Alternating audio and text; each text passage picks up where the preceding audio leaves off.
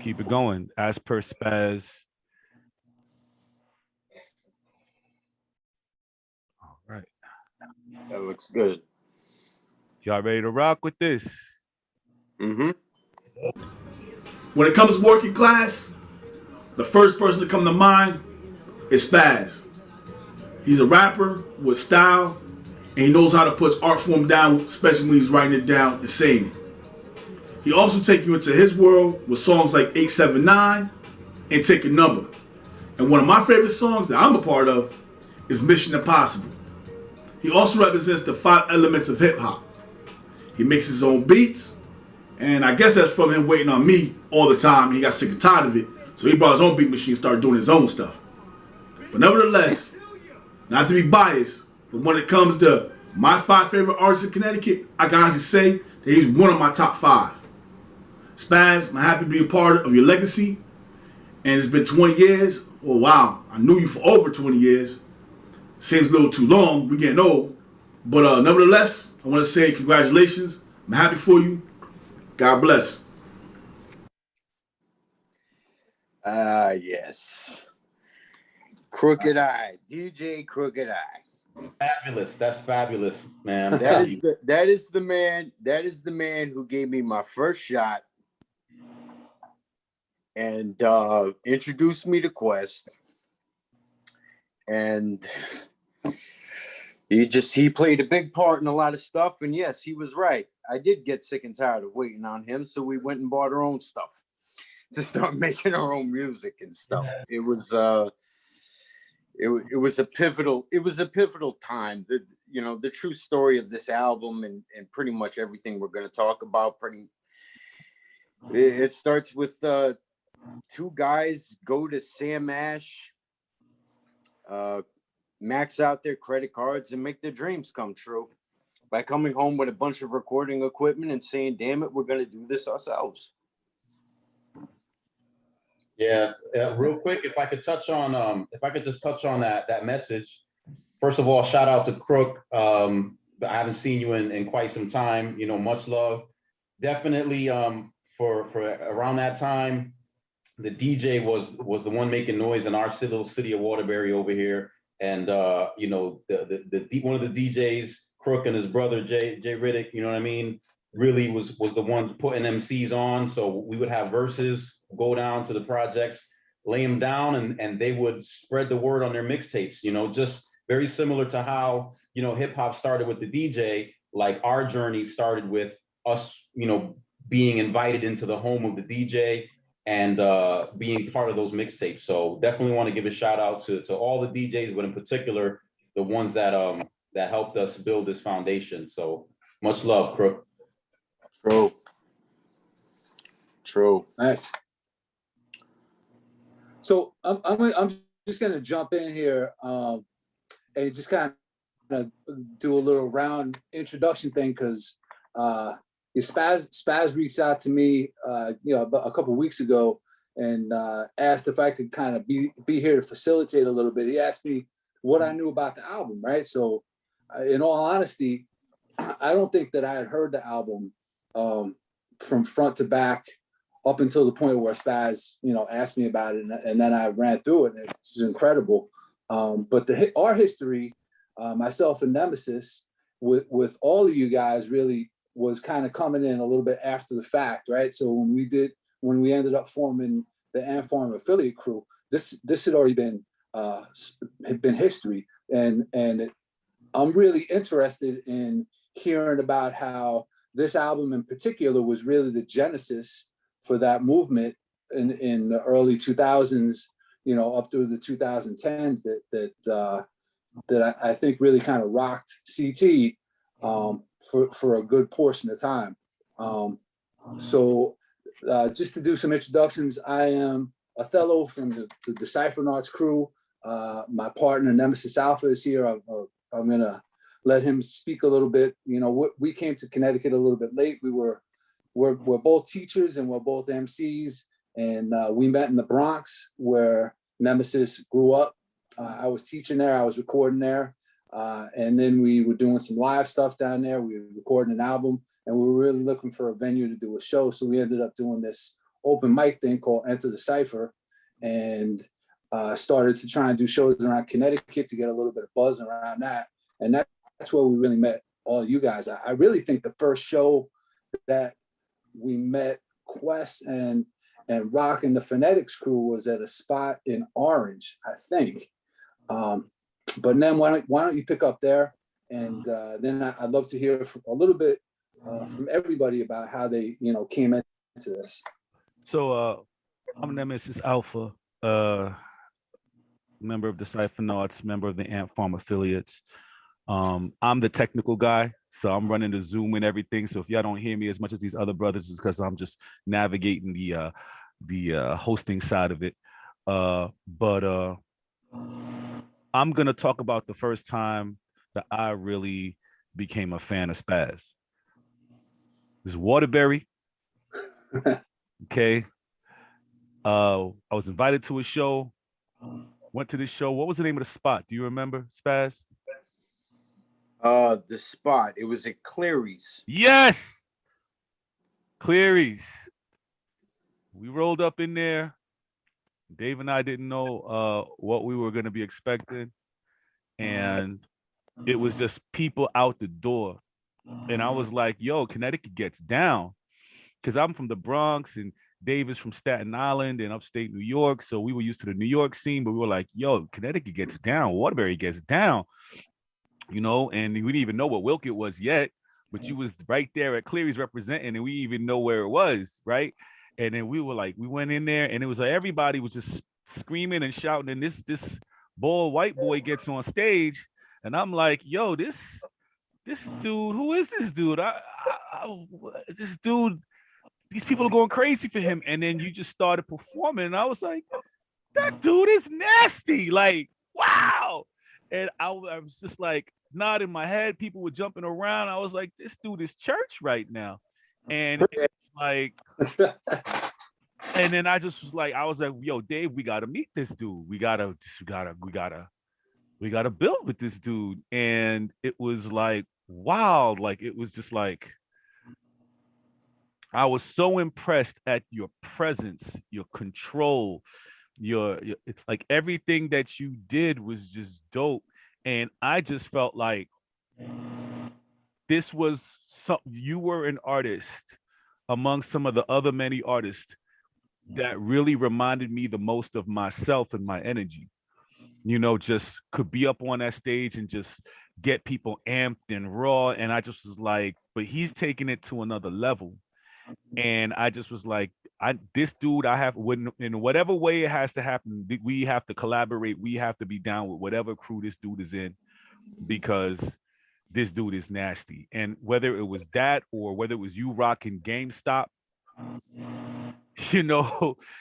with us for Call of Duty or whatever, like whatever it was, you were always there. So I just want to say, before I shut up for a while, thank you, Spaz, just for being an integral part of the Cyphernauts journey and the Ant Farm affiliates journey in Connecticut.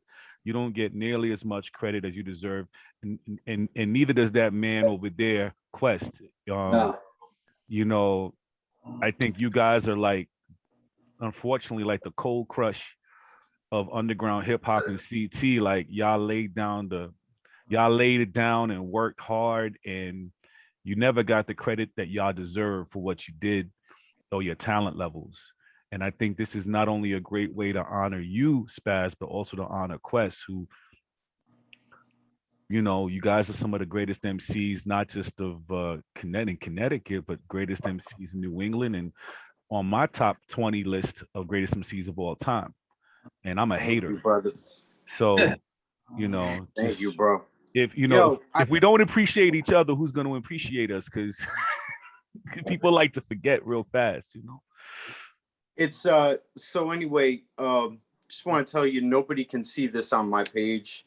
Everybody is texting me like, where is it? And I tell them to go to that link. All that, it's not tell working, them to go to that. Tell them to go to watch it on the link that you posted. Tell them to just hop in there to click on it.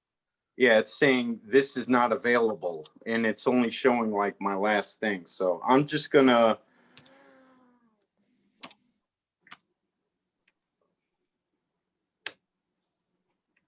because I know, okay. Mhm. Try and post it again to your page or have them jump in because I made it Yeah, I public. did. Let me, you know what? Let me make sure I make it public. Yeah, because it's not. I have mine public. Oh, okay. Try it now. Try it now.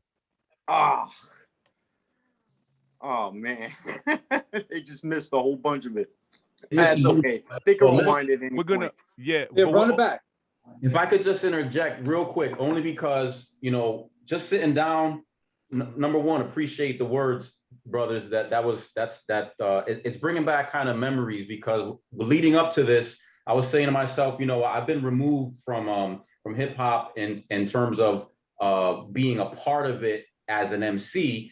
Right now, it's more, I'm an onlooker. But just sitting down in these few minutes, I mean, I realized that I could probably talk for weeks about, and this is only talking about this one project. So I'm gonna do my best to summarize real quick and just have a quick discussion about, you know, the reason why we're together at this moment is this joint right here, you know what I mean? Which I have a hard copy of. So I just want to touch on kind of, you know, this is part of the genesis. And it's funny that we talked about Crooked Eye and waiting for beats and stuff like that. I mean, what it was is that, you know, the DJ brought me and Spaz together, right? Two MCs from Waterbury, Connecticut, wanting to be heard, okay? And what I brought to the table was I brought verses, very aggressive style, but typically for me, it was a verse that I was bringing to the table. It was a verse that I was going to the cypher with and spitting to try to get my notoriety. Spaz was doing the same thing, but his thought process was different, which is maybe why some people couldn't relate. But Spaz was going into ciphers with ideas, you know what I mean, with songs. And I had the privilege of when I would spit a verse, because that's what we would do. We would exchange verses. MCs would, you know, this is my verse. Another MC, this is my verse. When I got to rock with Spaz, Spaz would come with 3 verses and a hook and a concept, and I'm like, oh, that's so dope. But this is before beats and stuff. This is why we were still rhyming on industry beats. That was kind of the foundation, was us rhyming on industry beats. And we just had this desire to be like artists. We had this desire to be our own, like our own sound. And part of that was, you know, getting other people involved. And there was a difficulty with doing that. You know, it's hard to get everybody on the same page. But Spaz and I were on the same page. We wanted to get this shit out. While I was with the verses, Spaz was with the songs in his head that I would hear. We ended up just, you know, in short, we ended up getting our own equipment without any experience. And we said, listen, we have to get heard. We don't know how to do anything that involves producing this, but we're gonna do it. So we took on, you know, the unknown. Like I learned how to do graphic design. I learned how to do a lot of different things as it relates to putting a package together. Spaz, you know, he dove into making beats. And then I started to hear the songs that he would bring out, those verses that he would bring to those ciphers that I would be impressed by. This was the first time I started to hear those concepts in actual song form. And for me, that's really, if I'm going to talk about this 20th anniversary, I would have to say that, you know, it was us not just saying, yo, we're going to spit a hot verse on a mixtape, which was perfectly fine and what was being done. But Spaz had a different vision, and we recorded this whole joint in my studio that we built from the ground up just for that desire to be heard. You know what I'm saying? So for me, like I gotta give a ton of respect to Spaz for stepping out the box and coming to the table with like songs, ideas, you know, gems that when I listened back to this the other day, I was like, yo, my man was, you know, he was coming with concepts. He was coming with like, I'm gonna bring a project to you, which was way different than what any MC at that time was. That's not where their head was at. So that's what I remember most about Must Be Something in the Water. And that's just a quick synopsis. Like I said, I feel like I could talk forever on this, and I'm not gonna do that because, you know, we got a lot of brothers on here, but you know, like it was one of my own coming out with these songs, and I'm listening to them, and my man was ahead of his time. Like, really and truly, this joint still bumps, bro. You know, like, I'm amazed at what you were able to put together with this project, Spaz. So enough respect. 20 years later, I'm still impressed by it, and that says a lot, bro. Bruh, this was a Spaz and Quest production. Like, everybody home should know that, like, yeah, it's my album, it's got my name on it, I'm rapping, made a lot of beats, but Quest put just as much time into this album as I did. Like, just as much time. If I had to rhyme in the booth, he was out there. Nah, that wasn't good enough. I'll be in there, be like, punch me in when I said this. He edited the album. He promoted the album probably more than I did. Seriously, this is a Spaz and Quest production for sure. So just to jump in a little bit, Quest, you pretty much probably engineered the sessions and A&R the process of putting the record together too, I would think, right? Yeah, it was everything. I mean, everything that needed to get done. For example, like, putting a project together requires different talents. It requires a multitude of people to achieve a common goal. Right. So we were in such a, I don't know if it was that we were in a rush, but we had such a desire to get this out that all those components, if there was any delay with any particular, avenue or whatever, if there was any kind of delay, I would jump in and fit. If okay, we need somebody to engineer. I don't know how to engineer. We need to get this out. I'm gonna engineer. We need cover work done. Never did artwork before. It's got to get done. I'm jumping in to get it done. So things like that. That's how we ended up with. When I look back on it, yeah, it was definitely. I appreciate that, Spaz. It was a consolidated effort. But the reality is that from my viewpoint, it's like the content that people hear and that we're celebrating right now is more so the ideas and not necessarily the things that went around it. That might be a different discussion. I think this should celebrate your ideas, your energy, I think this is, while it's a Spaz and Quest production, I'm more than happy to just say this project, the truth is the core, it comes from you up here, you know what I mean? And but to answer your question, Othello, yes, it was like whatever needed to get done, we were going to do it because we weren't going to be stopped in terms of releasing this project. Hell no. Hell no. And the thing is, like, we didn't care. Like, we didn't care if,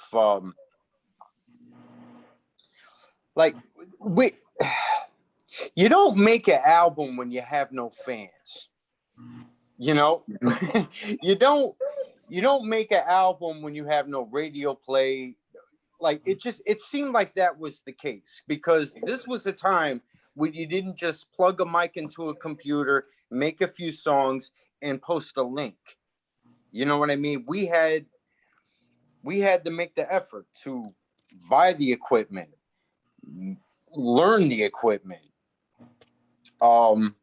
record the stuff, make sure it sounded quality, get the CDs burned, get the copies, get the covers copied, slip them in the thing, get out there and sell it.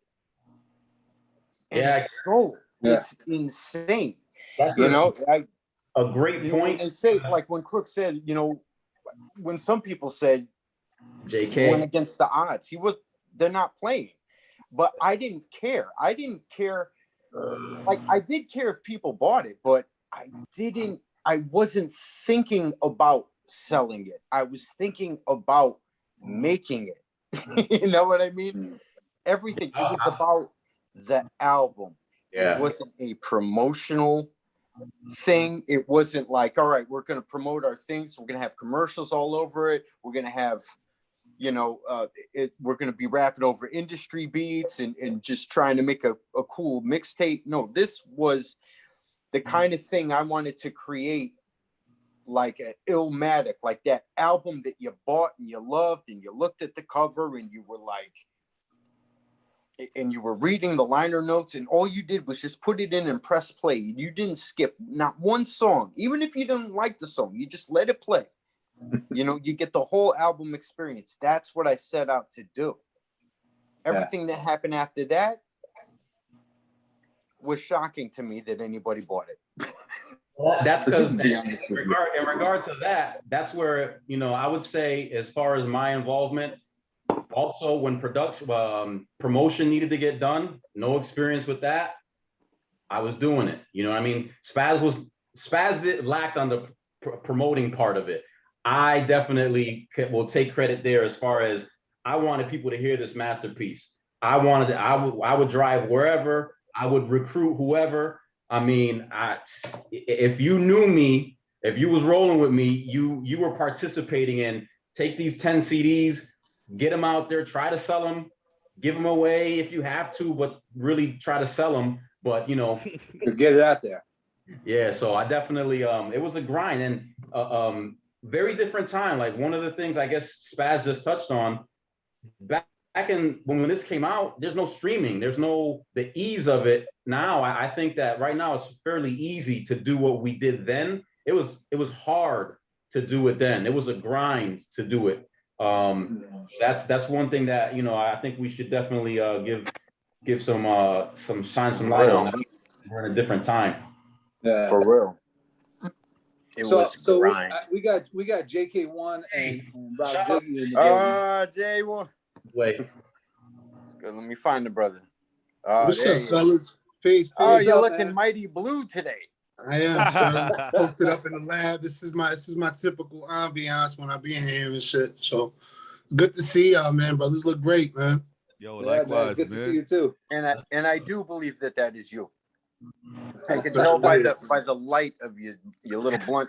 That's most certainly me, sir. Most certainly is. You see the Tony Stark hologram or something like that. It you is. JK got the witness protection program lighting in the background. You know what I'm saying? know? His voice. Oh shit. He has to have that because there's too many dudes looking for him that want free beats. Yo, word.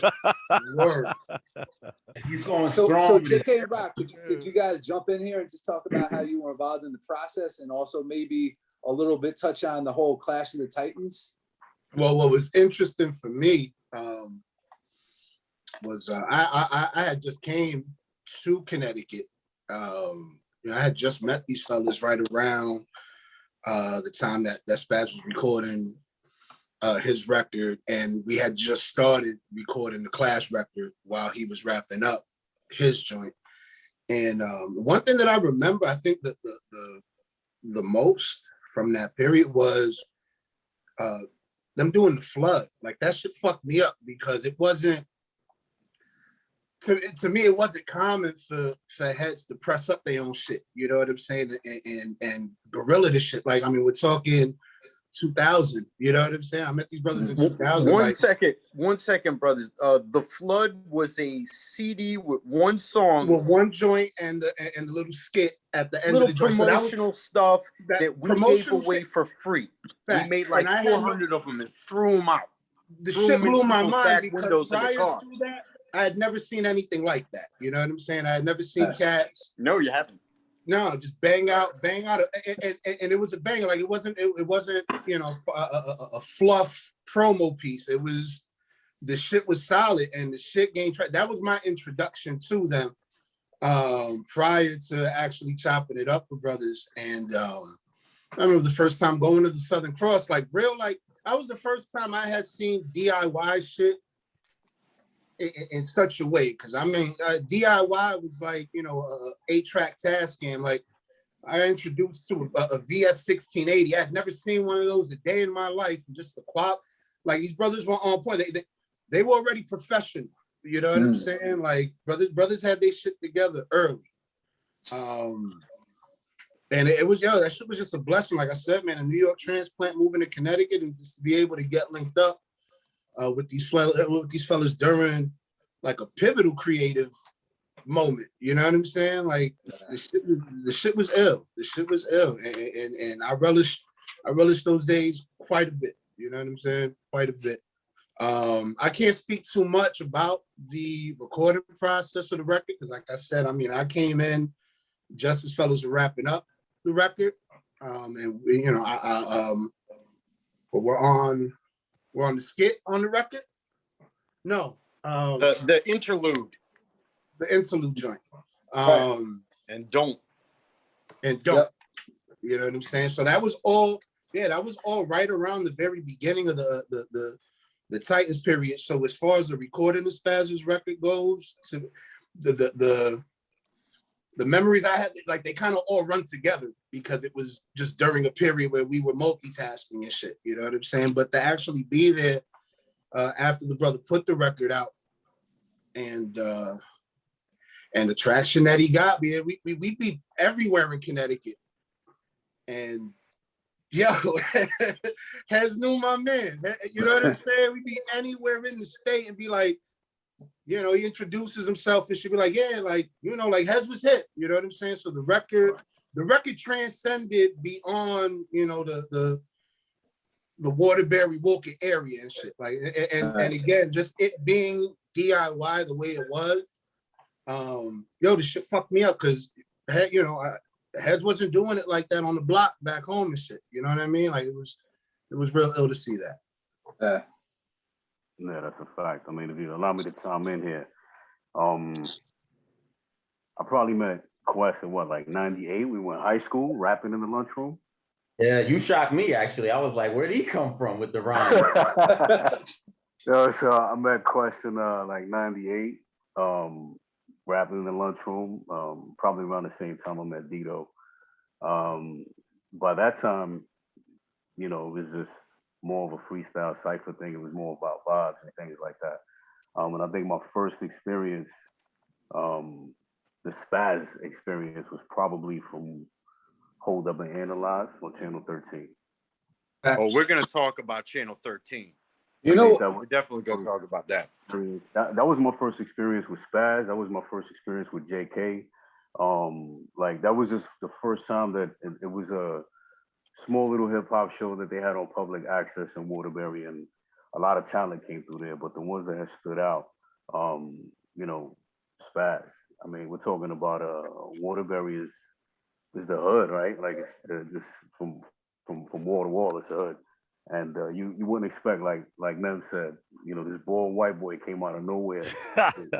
Wow, it was just like a lot of style, like so much A lot of charisma, like it was super charismatic.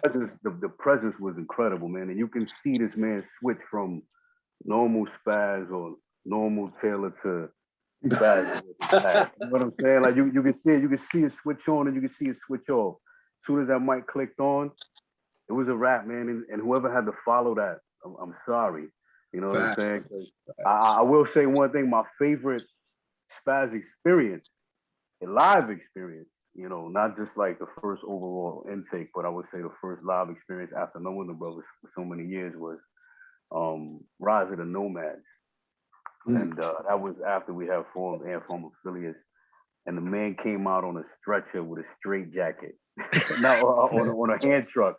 They wheeled him out from the back of the ballroom, wheeled him out on a hand truck in a stretcher with a mask on, and he was all mic'd up and proceeded the to Hannibal Lecter mask.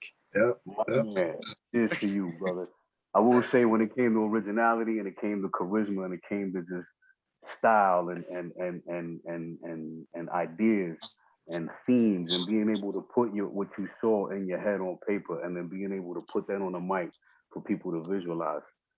Cheers to you, man. And Brother, I will say, seeing that is what made me want to be like, damn, what's going on over there? What's happening over there at the Southern Cross? Knowing Quest, going different places with Quest, seeing Quest rip ciphers off the head like I've never seen anybody else do before. Just wanting to be a part of that, you know what I'm saying? And that's when everything just started clicking, like Jay said. Everybody just started clicking, and it just felt right. And it's because of that album, man. You know what I'm saying? It's because of you, it's because of your work. And I appreciate you, man. And I'm gonna give you your flowers now because you deserve them, brother. Absolutely. That's Yeah, peace, absolutely. man. It means a lot. We were glad to have you. And as time went by, we were becoming more and more and more glad to have you. Jesus Christ, this shit. Thank you, man. I got balls like Siamese twins joined at the groin, cock blocking each other, pop locking, b-boying. I fucking fell over. I'm like, I thought I was the crazy one here. Come on. You were the crazy one, and you still remain. So don't There ever you go. Yeah, I like might act bananas, but that was bananas. greatest thing I think is that so we're talking about, we're celebrating Spaz right now, and we have this respect, this admiration, and it's part of this collective that I can guarantee that in this circle of MCs, between everybody on here, there's the same mutual respect between all of us. So the key thing right now that I would say is that it's people of equal talent, equal gifts that are celebrating, that have come together and said, yo, it's time, we need to celebrate this, this anniversary of 20 years of work. But it's not just random cats that are saying this. This is like some of the most thorough MCs, creative minds, that all feel that same common thought towards the brother Spaz. You know what I mean? To touch on what JK said, that's why I have a new appreciation for the music, because at the time, being involved with a lot of different aspects of whatever was required, I let Spaz kind of be. He was just doing the creative, and I was just like trying to do whatever I could do to facilitate. So while I was in the moment, to be able to step back and look at it from a different lens, it's really enjoyable now to be able to view it as a fan. And the features that are on there as well, with the talent, it's just this is definitely, I had to dig it out. I know I got in the background is the cover for the cover art. I don't even remember if I did the cover art or not, but we got I'll tell you about the cover. Yeah, Spaz, real quick, can you tell the story about how that cover got shot? Okay, all right. But I got to ask Quest something first. All right. Now, you were still working at ISB when the album came out, right? Yeah, I believe that was the case, yes. Okay. See, here's the thing. All right. The first thing I want to talk about before I get into the cover, I want to talk about the title and the whole vision that I had for this album. Okay. In fact, Nem, do you got that video queued up? I'm going to put it on right now, brother. Okay. All right. Watch this. This is the inspiration. It's come to our attention that thousands in your city have switched to Geico Auto Insurance. How do you explain this fascinating phenomenon? One theory, there must be something in the water. So, we're here at your local reservoir to see. What's your conclusion? I think people just want to save money. Should the water be red like that? Geico Direct, a 15-minute call could save you 15% or more on car insurance.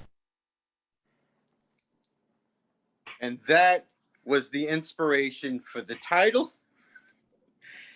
That was the inspiration for the title, which led to the idea that I had for the cover. And what I wanted for a cover was kind of a copy of Redman's There Is a Dark Side, where he was covered up to his neck and he was like that. I wanted that angle, but I wanted to be coming out of water, like a real crappy, like real shitty pond or some shit. I wanted like garbage floating around me. I get the fangs going for the Ant Bite Me Productions, and it kind of looked like Leviathan coming out of the water, like this epic shit. I even wanted it raining, so you get the water splashes around for the effect and everything. And I had that in mind, but I was like, but I got to get on this album. And I kind of forgot that we had to shoot this picture at some point. The album was in the editing process. We had about 3 weeks until it was time for release. and I got no pictures. And I think I might have told Quest, you know, my idea, but the problem is he would have to get in the water with me. We'd have to wait till it's raining, and we got to find a body of water to do this in. And it's like, I am asking way too much here. So I'm leaving work, and I'm panicking now, thinking about it. But just as I get in my car and just drive just a couple yards, I realize I'm going over this overpass. And I'm like, I think there's a creek down there. So I get out, I take a look, and it's this skinny, shitty little 1 foot deep creek. Not enough for me to do my original idea. But I look at it and I say, fuck it, you're all I got. So I go home, I get all my dirty clothes ready, I throw it in the car, and I'm just hoping for some rain, because that's the only way I think I can give this picture, whatever I'm going to do in this shitty little creek, some production value.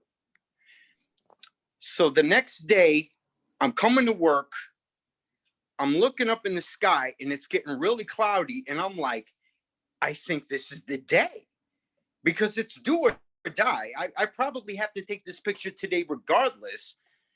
And I'm on my way there, and I'm like, all right, I'm going to do this today, probably on my lunch break, probably maybe me and Quest can sneak out and take some pictures. And then it dawns on me, I don't have a fucking camera. So I don't even have a fucking camera.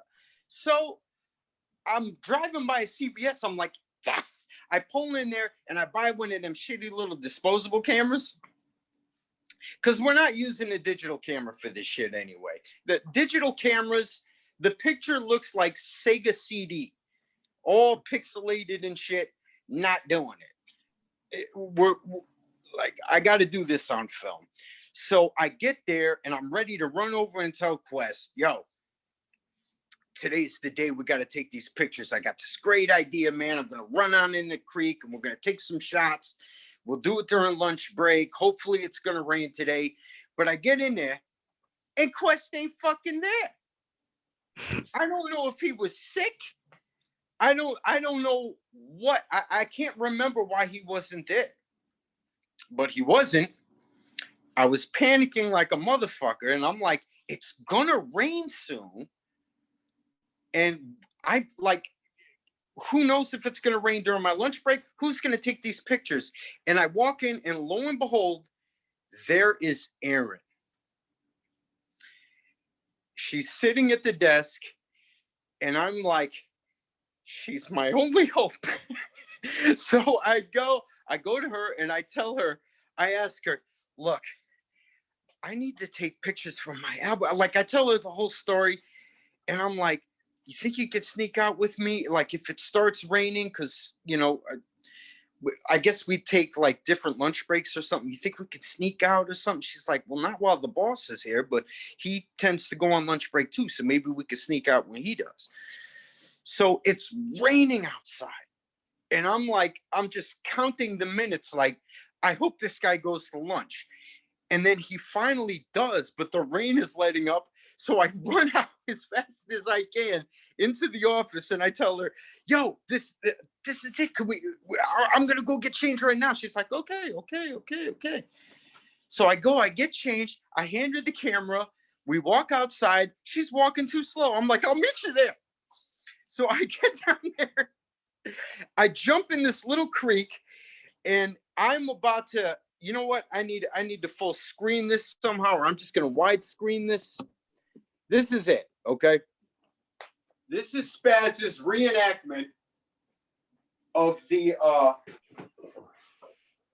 photo shoot for the album cover, okay? Exaggerations included, okay? Take one, all right? All right, I'm gonna be down here. I'm gonna get in the water and I'm gonna splash it up on me. Get some shots of me splashing in the water. I'm splashing the water. Get some shots. All right, let me get some mud on me. Okay, all right, okay. All right, I'm gonna be fierce. Somebody goes, take a shot of this. Like I'm fierce. I'm like, I'm a tiger. I'm like, all right, let me get this off. Oh, get up on the bridge. Get up on the bridge. And you could shoot down, and I'll lay in the water, and I'll be like, okay, here we go. All right, good. What else? Ooh, all right. I'm crawling out of the water now. I'm crawling out. All right, get a shot. Come here. Get a shot. All right, are you ready? You ready? Like I'm a creature. Like I'm a. All right. No, that's 2 ice cubes. Let me do it. Okay. All right. Cool. All right. I these are gonna come out like shit. You know what? Fuck it. We're done. All right. Let's go. And scene. That all took place in 1 minute. And when we were walking up, we were walking back. Oh, by the way, it stopped raining by the time we got outside. So that was screwed.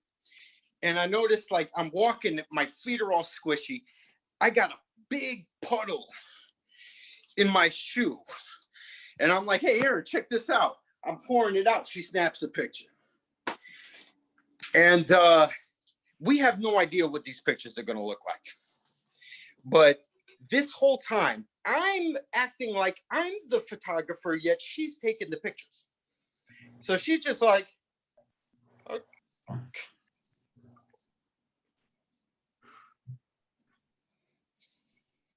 Like, what the fuck is he doing?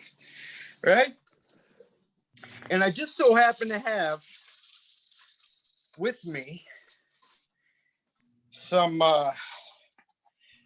leftover covers, or one leftover cover. But before I get into that, on my way to the 1 hour photo, I get out of the car and I'm thinking, there's not enough shots because I'm filling this thing with pictures. I get out of the car, I see this big minivan with this big black tinted window on the back, and I see this beautiful cloudy sky. And I walk up to it, I can see my silhouette. And I'm like, you know what? Snap.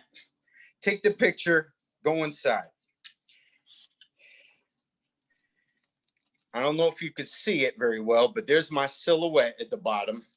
And there's the cloudy sky in the back. When I laid down under the bridge, asked her to take the picture, we got the album cover.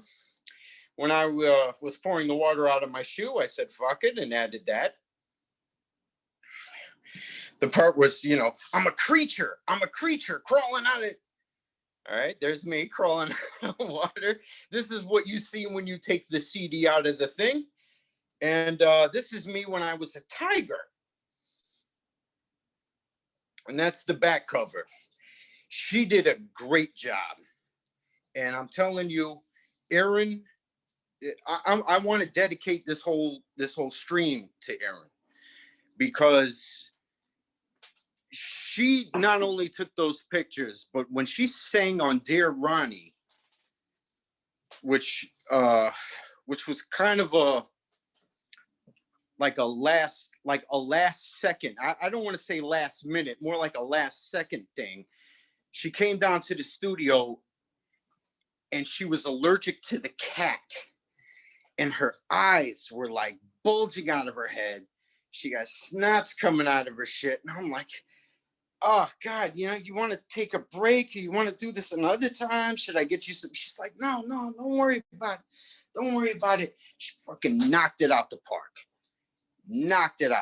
So God bless that woman, man. She was a trooper, and she's responsible for a lot of this album. And so, you know, much love, rest in peace to Cinnamon. And that's all I gotta say about that, man. It was yeah, it was panic mode, and she made it work. And I can't hear anyone. Is everybody muted? Yeah, we're all muted. We're back now, though. How do you follow that up? Yeah. We wasn't gonna say nothing.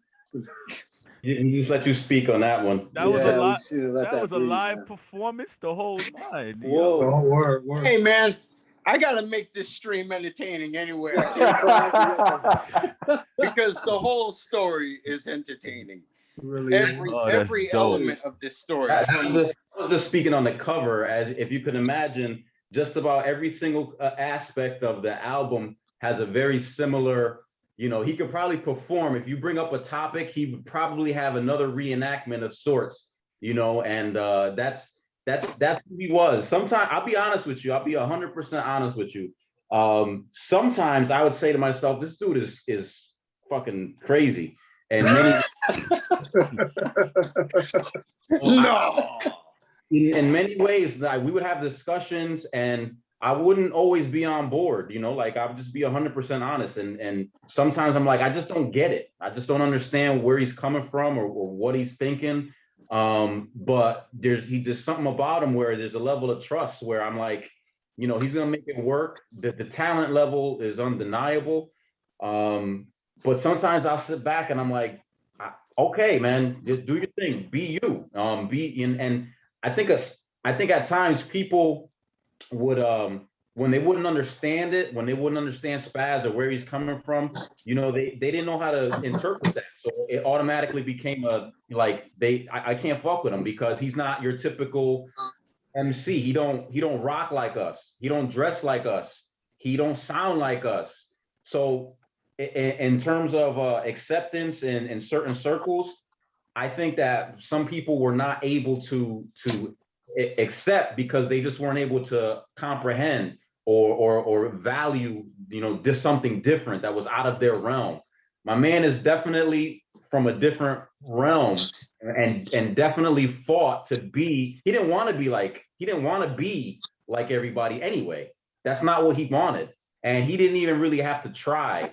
And if I could say one thing is that he definitely showed me that I could be me, and I don't need to worry about whether it sounds corny to somebody else because I got his respect and he got my respect. So whenever we would step in certain circles, like if anybody has something negative to say, it's like if you say it about Spaz, you're really saying it about me too, because we're one and the same, despite how different we are. We're still one and the same. You know what I mean? So I will say that I know that you know, people viewed him differently, but he was a brother to all of us. You know, it was like he's like, you know, he's just a different part of the body, but we all make this one, you know, one whole unit that is like, you know, is just talent all the way around. And I respect him for his originality because you know, he was bold to be the fucking different one. He didn't care. He stood, but that's what made him stand out too. It's what made him stand out, without a doubt. Yeah, man. There's one. Yeah, that's one of the things that struck me about the album is just how much honesty there was in everything that he was spitting. You know, so and I feel like as I look around the screen, that's something that a lot of us have in common. You know, that we're not afraid to like say shit that other people, you know, might not be okay with, or we're not about following the trend. And it sounds like, you know, Spaz is right at the genesis of that. I want to kind of touch back, because Rock, you talked about Hold Up and Analyze, and I know that Dre did a video for the live stream. So Nem, would you be able to pull that up for us? Okay. All right, video, and here it goes. So yeah, I remember when Spaz's album first dropped, there was a lot going on that year, especially with Hold Up and Analyze. Big up to my Hold Up and Analyze peeps. But we had just had the open mic. We had a lot of people dropping out that time. There's a lot going on when he had dropped that album. Eminem was very big and coming up during the time when Spaz had dropped his album. And I remember that was one of the key things that people was referencing to. Oh, this white guy dropped this album. It's a rap album. It's going to sound just like Eminem. But when the album came out, it ended up shocking a lot of people because the people that Spaz was running with was nothing like the people that Eminem was running with. Spaz had a lot of his creation on his own, but then, you know, blended with like Dito, Quest, JK, Rock One. You know, Spaz evolved into something that I don't think people were expecting. When Spaz had first dropped his album out, was around the time we had an open mic, and Spaz had mentioned Dirty Water, and it was around the time that there was another group of people who had coined the phrase Dirty Water, so that had brought even more heat. So here is this white guy out of Wilkett, claiming Dirty Water. So Spaz had a lot of heat on him, but Spaz didn't care. Spaz just kept doing Spaz. He always showed up to his shows. He's always a performer. I think I would liken to Spaz like a Busta Rhymes, an animated performer, always getting the crowds going. I love the Dirty Water album. It was just the classic album. You had to hear it. The 879 album brought a lot of people out of Wilkett, to hold up and analyze. It was just an awesome time to have Spaz come out with that album, and I would love to hear more from Spaz too. So. Spaz, it was a crazy time. I'm glad you came up. You actually proved, through all the odds that, somebody out of this small town can come up and drop an album so hot like that, Big up, Spaz. Yeah, my man ruffled some feathers for sure. And that just touches. I remember that. We had just started recording, like the weekend before that was like our first Titan session and shit. Yeah, I mean, that was a wild night, bro. That was a real wild night. Yeah, because just imagine that, Spaz is just a talented dude wanting to drop some music. He wants to do his thing, and he does it so well that it got under people's skin, to where they're like, he can't do that. He can't come in, because Spaz wasn't claiming a town. That's not who Spaz was.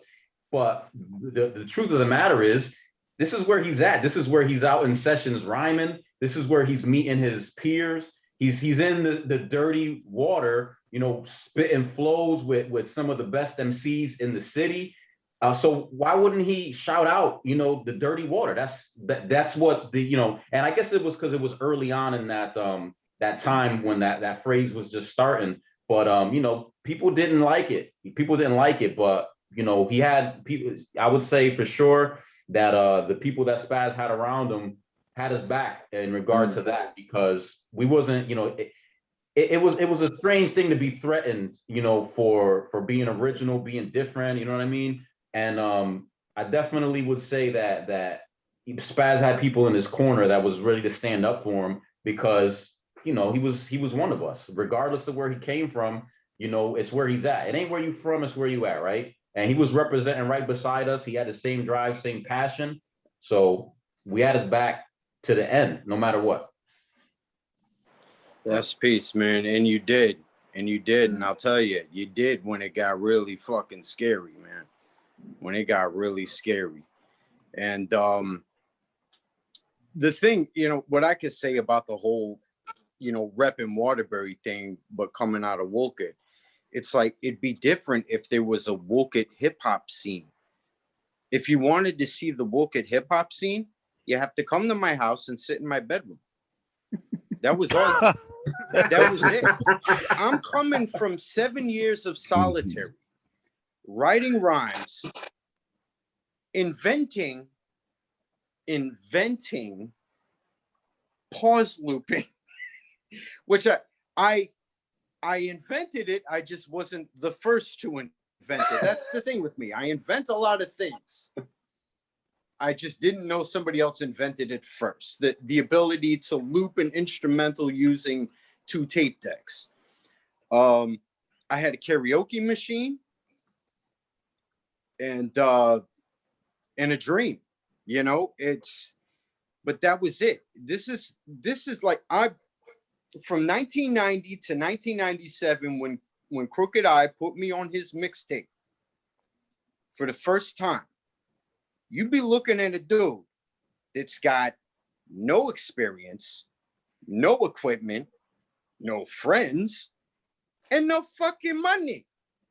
So then all of a sudden I find a scene, I get in on the scene, and Waterbury if I wasn't living in Waterbury was where I always was. It was my home away from home. So yeah, I'm gonna rep Waterbury, but I also kept in mind, I can't lie about where I'm from. I understand that people are gonna test me. People are gonna, like, you ain't that's why I never came off gangster. I say I'm from Waterbury, and that's true. I just didn't live there at the time. In fact, I didn't live there for a while, but everybody, when people don't like you, they're going to look for any fucking excuse to come at you anyway, and understand, I got no hate towards these dudes that were coming after me. In fact, there was some hugs and handshakes that have happened since. It got scary for a little bit, but it's water under the bridge, dirty water under the bridge, if you would. I see what you did there. I saw that too. I saw that coming. I did not plan that. I swear to God. Yeah. You guys, what would you do to each and every one of you? What would you do? You have this passion, right? You want to rhyme. Somebody looks at you and tells you, you can't do that. You can't do that. You're not allowed to do that. I mean, how would you take it? That's what happened. I took that shit all my life. My name was Wigger, for crying out loud. For 7 years. You were told, but they were like putting a mirror in my face. You're white. Yeah, I think. Oh my God. Lack of understanding, and we need to really understand that. My man was told that he couldn't do something. He was told that what he loves to do, he's not allowed to do it. And who here or who watching is going to accept that? It's just not. It's not feasible. But you know what? In a big way, question. This is Nem chiming in. I think that's what brought the original ant farm that was created together, right? And then when Dave and I jumped in and we're like, yo, y'all are all awesome. Let's do this affiliates thing, right? I think we all recognized that all of us had been slept on for the most part. Like, it was, I think you saw us, we saw y'all, like everybody saw each other. We saw each other in a way that we felt CT had not seen us, because it was almost like, and I think we had an innocence, right? A little naivety. Like, if people only knew we were really here doing this across the board, Connecticut is going to just swell up behind us and be like, yo, look, America, we've got some of the nastiest MCs out here, and we could put Connecticut really on the map for our era. Because I'm not taking away from the skinny boy, I'm not taking away from any of that, but like, we could put underground, raw, granola, real ass hip hop on the map. And I think the AFA, when we created it, none of us was like, yo, we out here to make money. We were like, we want our state to be heard. We want this. It's a love thing, because we loved each other. Even when we didn't always get along personally, we loved each other as artists. Like, everybody here is a fan of every other dude on here. Like, if you didn't know that dude, you'd be like, oh, that's dude, that damn, And I think that Spaz, to tailor to most of us, right? But Spaz, right, really represented that rebel nature of what the farm was. Fuck you. We don't want to be what you tell us we have to be. We want to be ourselves. The working class. We want to be ourselves. Rock never tried to be anybody but Rock. Quest never tried to be anybody but Quest. Jay, like, if you listen to Jay's first project to Jay's last project, it's still the same. Jay is just added spice of life and experience, but none of us ever got funny. And I think that's why we were able to stick together, because this is about Spaz, and I feel like every one of us has a personal story where we dealt with this dude outside of hip hop. You know what I mean? On multiple stories, and it's the same dude rapping. Mm. And he never, ever, ever, ever, ever came at anybody sideways, or there was never a scam involved, or pay to play, or you better, you don't support me, or, like, he was never salty or bitter at anybody in the crew. He never blamed anybody else for his success or failures. It was like, I did it, and I did it for the love. And I think that's what allows him to be smiling to this day, because it's like, We all been through it, and we all had our heart broken by hip hop at one time or another.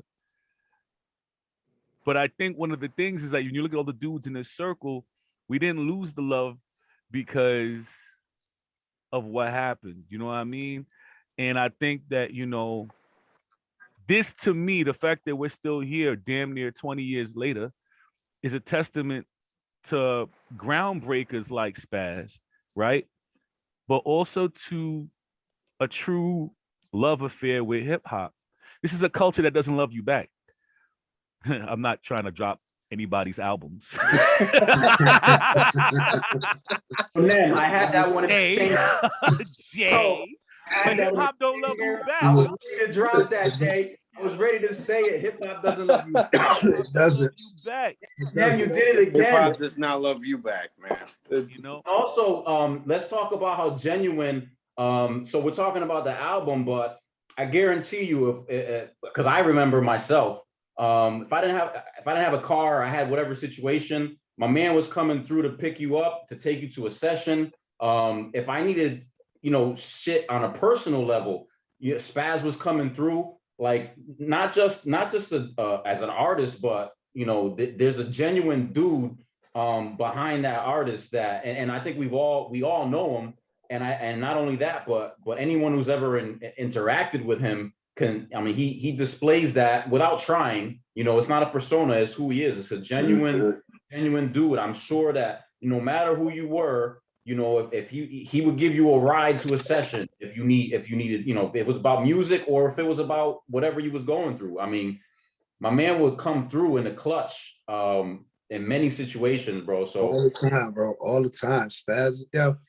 Y'all trying to make me cry or some shit? Yo, let me tell you something. Be like during like the Ant Farm days, just the studio days and shit, I spent there's nobody I spent more creative time with than Spaz. Like during that whole run and shit, like yo, just night owl shit. We be up to the wee hours of the night drinking fucking 151 pills, 40s, fucking smoking hand rolled cigarettes and shit. Like Rock was just out here. We were talking about that shit the other day. Like that was what we did and shit back then. But like on some real shit during that, there was nobody I spent more time with than Spaz. That's an absolute fact. And all that shit that Quest was talking about, I can attest to every last bit of that shit, man. Spaz he's a can-do brother, man. Blood is cat, man. You know what the thing is, man? I was excited about working with people. You gotta understand, like I said, I was in solitary confinement for 7 years, sharpening my skills. So the idea to rock with people is like even half as good as the brothers in this stream was like a dream come true for me. And I wanted to make it happen. And come to realize, and I've just realized that we were all, everyone who was in the scene, even if you weren't down with us, was responsible for each other's success. You know, we all inspired each other, even if we didn't like each other. It could be somebody I didn't even know and be like, oh, he dropped something. You know what I mean? Hey, I could do that too, you know? But it's like, let's talk about our boy, let's talk about Mad Son for a second. I don't really know him. In fact, I've never hung with him. I never had a deep conversation with dude. I never worked with him. I think we did some mutual shows, maybe. Was that a Rise of the Nomad shit? Was he in on that? We've done stuff with him. He didn't do Rise of the Nomads. No, he didn't, but he was around during that run. All right, because I know we took some promotional pictures with him. Yeah. All right. He was in this game longer than me. And I'll tell you right now, with all this stuff that I said, I don't really know the dude. If I run into this dude, the fucking love is real. I will treat dude like a brother because we were all grinding the same. We were all busting our asses. We all had our own dream. And, you know, I think we were watching each other realize that dream. You know, we were living through each other vicariously, you know, and there was a scene that came before us. You know, there was Steezo, there was Bass Blasted, there was the Skinny Boys, there was the Attic People, there was the legendary Mr. Low. I mean, this scene had been around, and I don't think it blew up as much until we showed up. But, you know, I guess the technology got better. People didn't need that much money. People had to, you know, this young generation needs to understand. It's not like you could just sit at a computer and make this shit. Before we could buy that Roland 16-track recorder that I forgot to grab, I was going to show it off. And that thing cost me $2,000. That was the start of all of this. When I bought that thing, we were like, we are actually going to record shit and put it out. People had to pay. People had to find people that were going to take the time to record you. And usually it sounded like shit.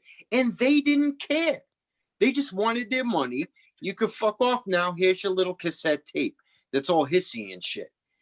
And sometimes, you know, me and Quest had this problem before we bought our shit. We had to wait on people to record us to make a beat for us. And sometimes we'd have it all set up. We'd show up and they'd be like, oh, man, I forgot, man, and I'm headed out. They'd be throwing a party. Oh, man, I forgot about that shit. But we got creative juices spraying out of our fucking nose because we want to create.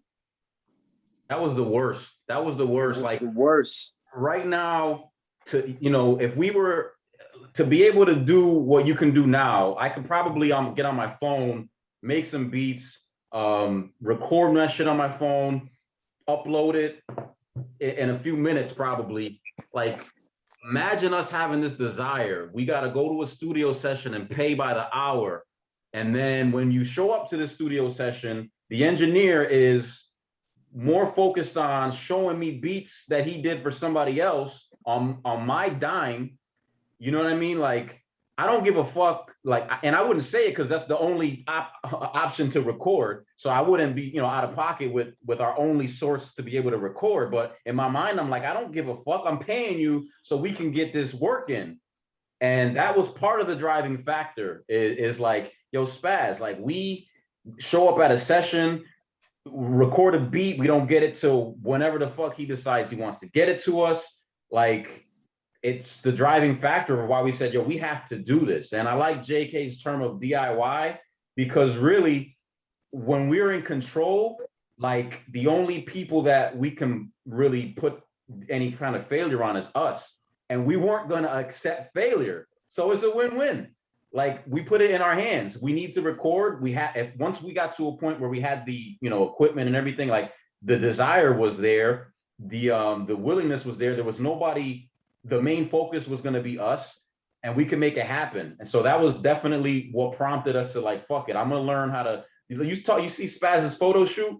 No real photographers present, but it got done. You see the beats on this album, no real producers, but it got done. The artwork, no real graphic designers, but it got done. Yeah, I mean, all it was passion, bro. I mean, and I wish people could understand, like, how hard it was. Like, I don't know that we can appreciate it because of how easy it is. And that's all fine and dandy. I'm glad that it's easy for people to be able to create. You know, I love that because I still have brothers that are creating right now. So power to my Jay. Yeah, JK's yeah, phenomenal. Jay. Yeah, when right. I met a fantastic MC. I know JK now. Still a fantastic MC, but he's an amazing producer. I didn't know an amazing producer when I first met. Yeah.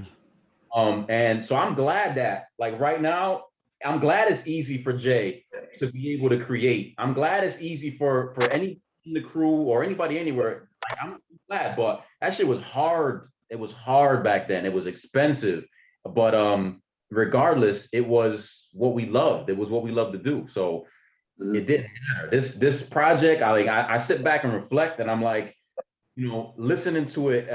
Still at its core, the music is what's important, and the memories of what transpired. But this shit sounds pretty fucking good.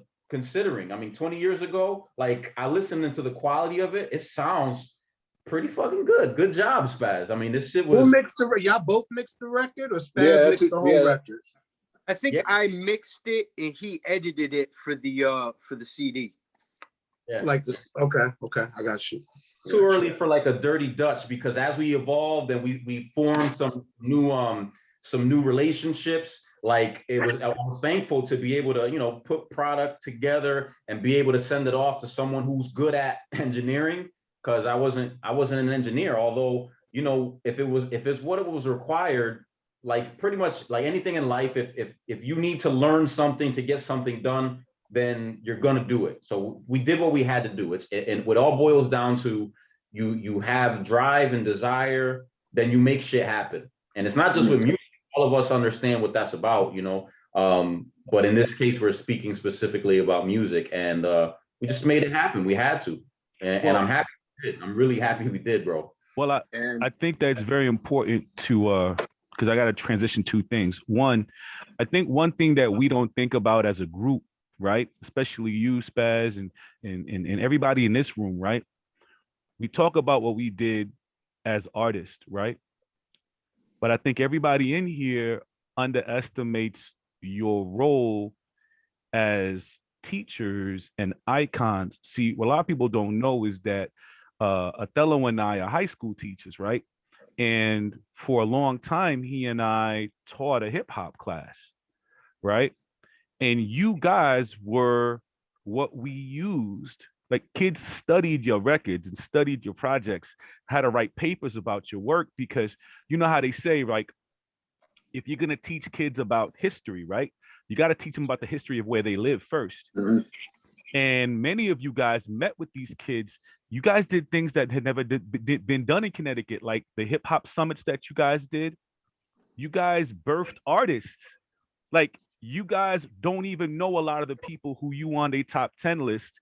Mm-hmm. You know, we have MCs out now who are younger than us: Skeezy Leo, Mr. Ivory Snow, Code Red, and among others, Jason Carruthers, you know, among others, who looked at you guys on that West Hill stage, right? Or when they got old enough, came to enter the Cypher, saw you guys and said, I want to be like them. So remember, to us, we were struggling. We were like, damn. But they looked at us and they were like, they made it. Like, wow. And a lot of the times, the first time they ever met a real MC with a project was shaking your hand or talking to you. And I know you all remember those times where it was like these kids was coming up to you, and it was the first time that we were like, after the Enter the Cypher, we were like, yo, we feel like celebrities, like stars. These kids is crazy. And then it was like, for many of us, it was like, and I got paid for this? So like, it just goes to show, right, how hard we love this, right? And Spaz and many of you guys have met a lot of those people, a lot of those kids, and worked with those kids.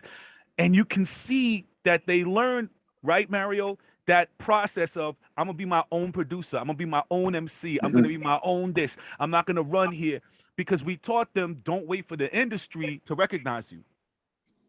So we really prepared them for that rebellious kind of thinking that made them ready for YouTube, that made them ready for, you know, be able to get Fruity Loops, for ready to, because they were like, they also saw that we didn't get the recognition they thought we deserved. Does that make sense? And so celebrating this, and this was Spaz's idea, like to celebrate this, because I think this is a lesson to all of us that we have to, if we don't tell our stories, who will? And if we don't tell each other's stories, who will? Because history is written by those who are the victors. And if we don't act like we accomplished something, no one's going to see it, right? Exactly. But before we continue, I don't want to cut off. I know Dave is like chomping on a bit. We have 2 more guest speakers that we have to fit in. So do you want me to do and by the way, some people are asking me how they can get on the stream, and I just want to let them know that this little 6-member thing is kind of what we want to keep it as. Okay. You know, we only got so much time, so but we can see them if they're we if they're see in the there. comments. Yeah. Yeah, if they're in the comments, we know you're watching. We love you. You know. All right, And, so I'm gonna drop the next guest speaker and let you respond. Let's see here.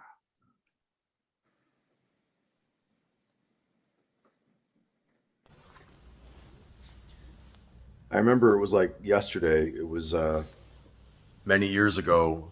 I think I was just getting out of prison, and I came home, and a friend of mine, Chris Smith from Waterbury, Connecticut, told me I needed to listen to this rapper that was doing his thing from Wolcott, Connecticut, and then I checked out this album, and I was hooked. I needed to meet this dude. I needed to meet him. Needed to do some shows with him. I told my buddy Chris, "You got to introduce me to this guy." Turns out we knew some mutual people, and actually at the time, I take credit for this. I was the one who gave Spaz a kick in the ass to get on stage and to do some things. We actually played some shows together. I think the Webster Theater. We did some things all over the place. We had some heavy metal and some hardcore rap together, and it really sort of it ignited a flame inside me. Speaking of which, right now I'm on the road right now, so I'm in a hotel room. But anyway, I talked to Spaz a couple days ago. He told me he was going to be doing this thing to celebrate, I think, the 20th anniversary of this album. And I was like, man, absolutely. I'm not going to be, in the state, but let me at least do a quick video to say how much respect I have for you, for what you've done over the years. In my opinion, man, one of the most talented artists and hip hop artists to come out of this country, not just Wolcott, Connecticut, but out of this country, if not the universe. So, man, I'm so excited to be a part of this. So, Spaz, thank you very much for thinking of me, man. Much love to you always, and I always got your back, brother. All right, keep on rocking, kid. Damn. Yes, that was Jason Longo. Now you can cry. Jason Longo, lead singer of Soldiers of Solace. And they are a pretty big band out of Connecticut. They've done some big things. For those of you who know about the 80s heavy metal scene, the places to be were the Whiskey and the Rainbow. They played them both. Like, these dudes are friggin' serious. And yeah, Jay is my boy. Like, that is my dude. That is family right there. And I'm glad he touched on the whole heavy metal and hip hop thing, because our first shows were heavy metal shows. We were actually opening up for heavy metal bands in the area. A couple of them. We got our first gigs at this martial arts studio, Yoga owned by Chris Smith, who was the guy he just talked about, who introduced him to me or whatever. He used to hold these concerts, and we would go up with nothing but heavy metal bands, but we tear it down. Like, half the dudes in this crew don't listen to heavy metal, but like, we had a damn good time. It was like the 70s all over again, when like punk and hip hop would be playing in the same clubs. It was phenomenal. It was dope. The love was real.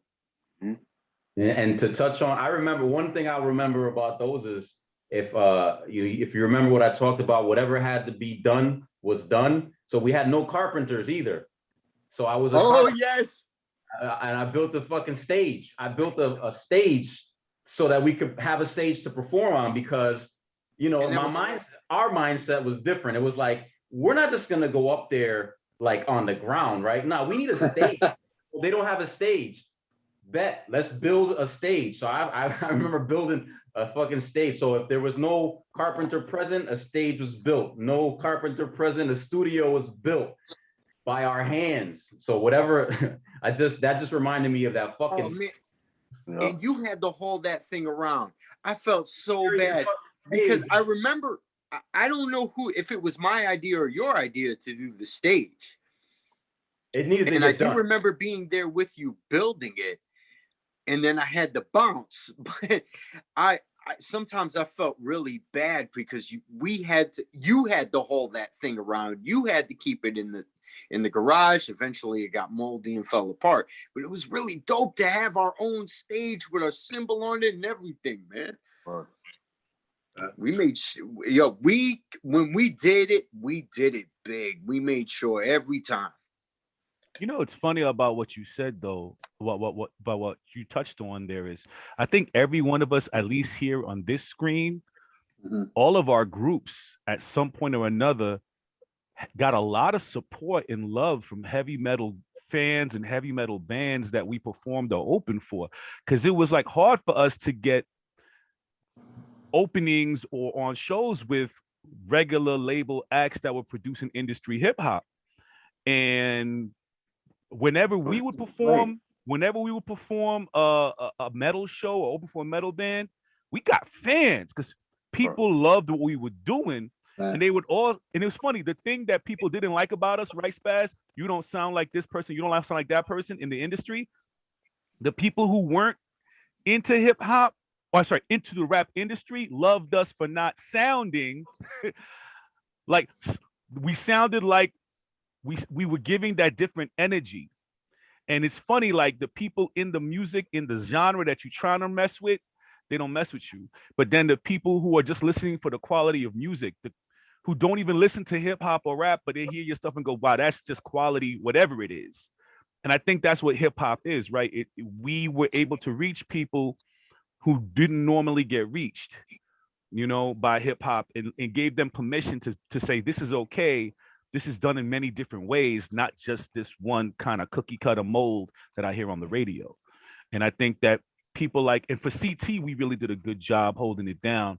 But, you know, you guys, I mean, Dave and I are speaking to y'all as just the originators, because if it wasn't for y'all, Cyphernauts would not be a CT group. You know what I mean? We'd have stopped.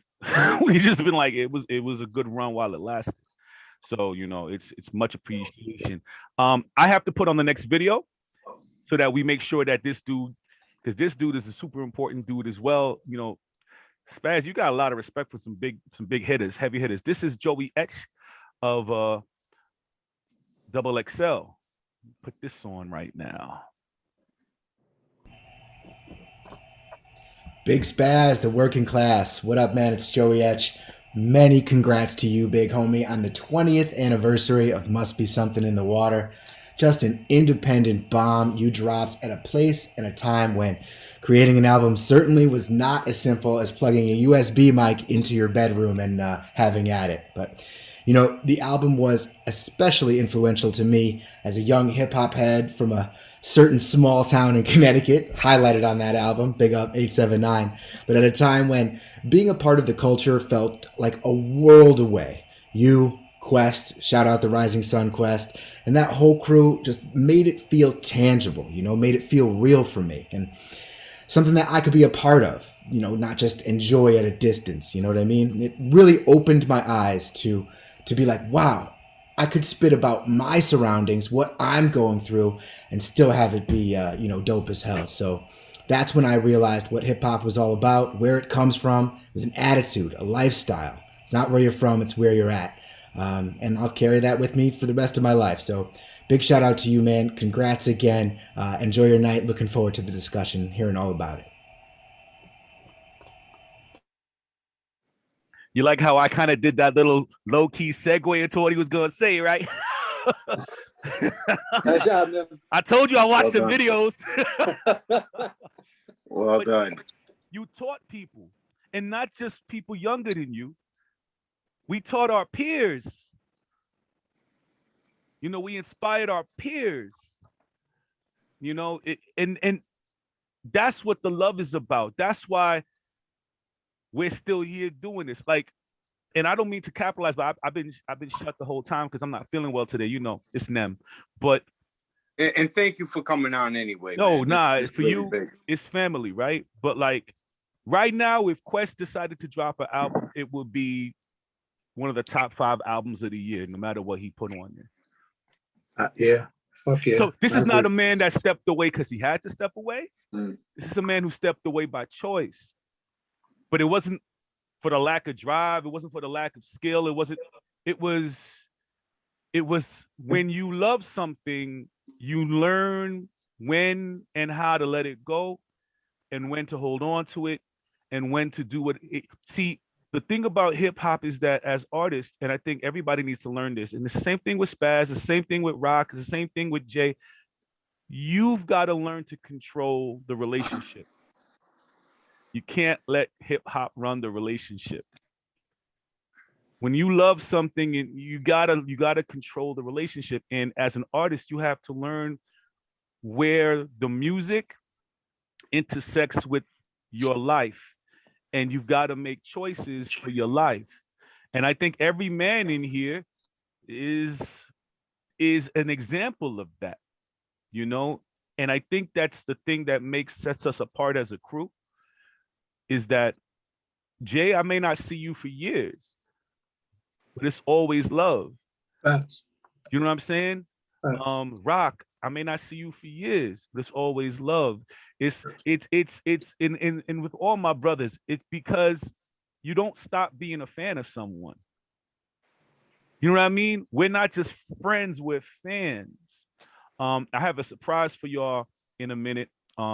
Nobody knows I was gonna do this, not even Spaz, but I have to say, you know, and I'm not gonna promote my record or nothing like that, but I'm just gonna say that Othello and I had a record that we released, made by one of our former students who was inspired by all of y'all. All y'all know him, you know, y'all are politics with him every now and then. It's like he learned a lot from y'all, but it's amazing how that person went and produced a whole album for us, right? And on that album, he had Rock, and he had, you know, Hall, and he had, you know, all these other dudes. And we made a track with Spaz on that eventually we didn't release yet, because we're planning to release it on the re-release of the album with all the tracks we didn't put on there. But it's a Spaz record from, what year was that? What year did we drop that, Wooly? 2017. 18. Okay. So it's the last thing he's recorded, right? In a long time. Right? 10-year hiatus. Okay. And you called me. So right now, I'm gonna play that bad boy real quick so that all these people who haven't heard Spaz in years can hear Spaz. Yo, hurry up. All right. Hurry up. So let's let me see. Play that shit, man. Let's go. Let's go. All right. Okay. No. Okay.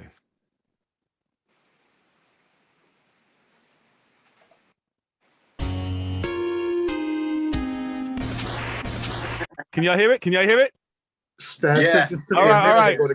So Spaz. Spaz finishes this, y'all. Just so y'all know, Spaz wraps this up because none of us could wrap it up like him. So let's go.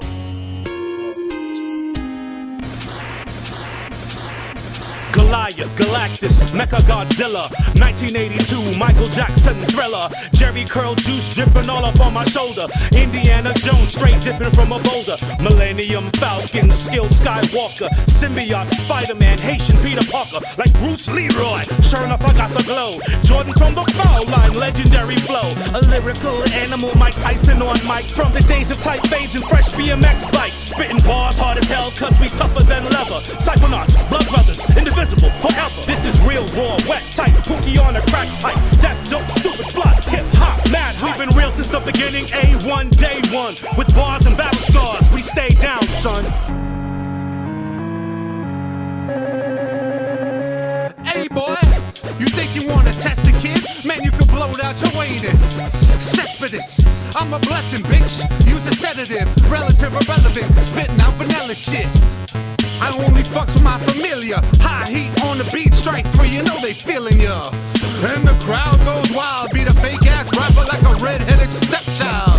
I had it with these rappers on that blah blah. Next on the course is that North bringing that rah rah. Marble mouth lames where they turned up, I carve them up. Yup, spitting flames till they burnt up. Looking too cute for the booth, about to pull your skirt up. Little tricks has got us worked up. A little vicious with its work, cuz I'm a freak on the beat and the street know your work sucks. It's been a long time. Okay, it's been a really long time. I'm back for motherfuckers. You wanna know what makes life worth living? To crush your enemies in a hit lamentation of the women. And I ain't even spit 4 bars yet. So when I took the mic, you should've made the castle run in 12 parsecs. Grab ankles and prepare for the spanking. It's what you get for rushing in like Leroy Jenkins. If I got beef, I ain't typing shit on your wall. My last tweet was a Sharpie in a bathroom stall. We fuck off with your internet beef. Back in the day, we either took it to the mic or we took it to the street. And I got a trigger warning for you, whiny fucking maggot. You're rocking your sister jeans and you're calling me the faggot. You wanna battle, wear a cup and some knee pads. You make this so easy, shit, I'm starting to feel bad. Yeah, no. Damn right, I got a chip on my shoulder. I come from the days of 3 lives, game over.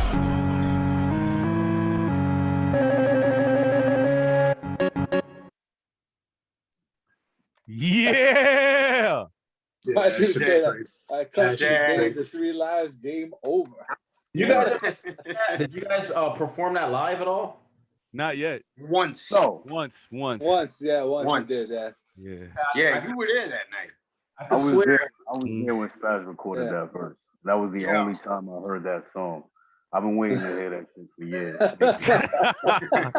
Because I remember, I'm glad this 20th came around so I can hear that shit. I still got it. You still got it. You still got it. And that was like, that was like, it was just like, we were like, yo, we got to have this dude on the record.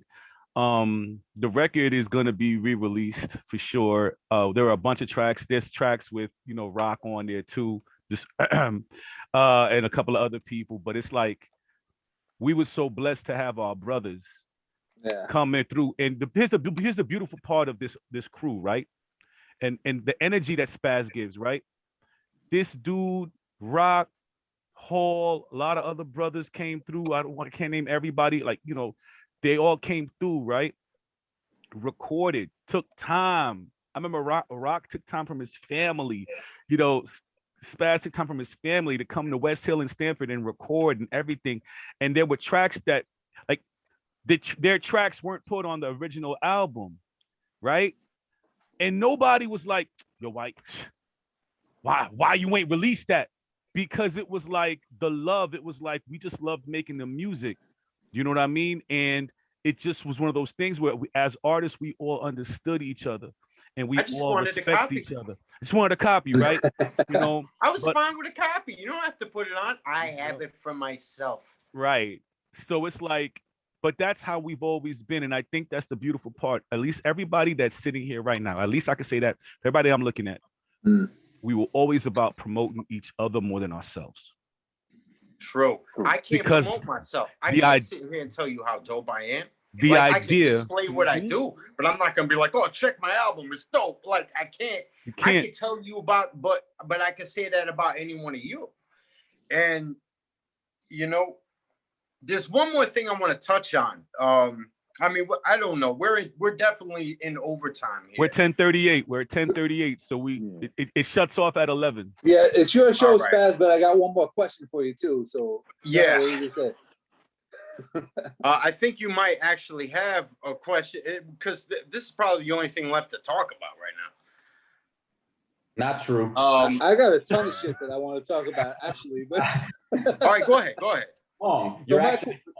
So my question is, and this is for everybody, right? This is Rock, this is the JK Quest, but I want to hear about the 879 song, and I want to hear about how that helped to blow up the album.